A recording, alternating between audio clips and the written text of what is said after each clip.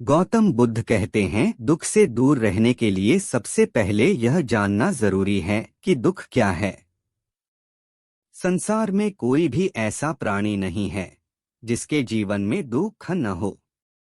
दुख एक सामान्य स्थिति है, इसलिए दुख को खुद पर कभी हावी नहीं होने देना चाहिए। दुख तभी आपसे दूर रहेगा जब आप खुद को खुश रखने की कोशिश करेंगे। गौतम बुद्ध कहते हैं, दुख का अहम कारण किसी चीज को प्राप्त करने की तीव्र इच्छा से है।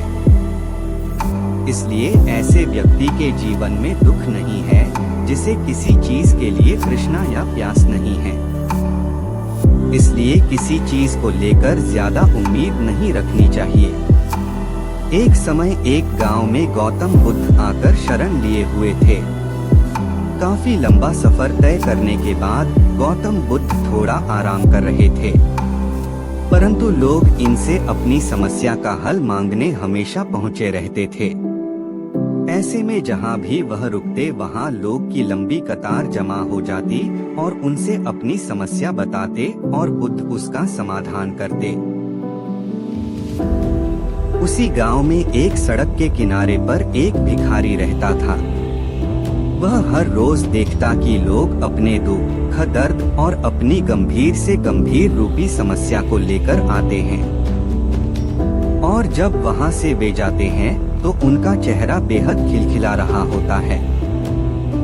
वे मुस्कुरा रहे होते हैं और नए जोश से भरे दिखते हैं। भिखारी के मन में यह विचार आया कि क्यों न वह भी बुद्ध के पास जाए, उन्हें अपना हाल कह सुनाए, परंतु वह डरता था। इसके बाद एक दिन गहरे चिंतन के बाद वह भिखारी बुद्ध के पास गया। लोग लंबी लाइन में खड़े रहते और एक एक कर अपनी समस्या का समाधान लेकर वहां से चले जाते।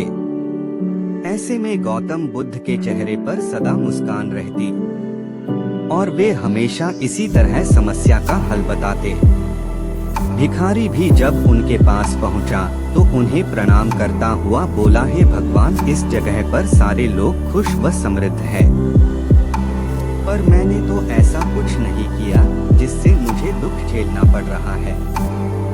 फिर मैं इतना गरीब और निर्धन व्यक्ति क्यों हूँ? इस पर गौतम बुद्ध कुछ क्षण रुके और फिर बोले, तुम गरीब और निर्धन इसलिए हो क्योंकि तुमने आज तक सिर्फ मांगा है, किसी को कुछ दिया नहीं है।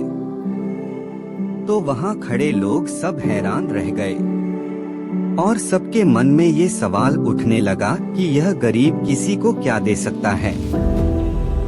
गरीब भिखारी ने बोला कि भगवान, मैं खुद भीख मांगकर गुजारा करता हूँ, भला मैं किसी को क्या दे सकता हूँ?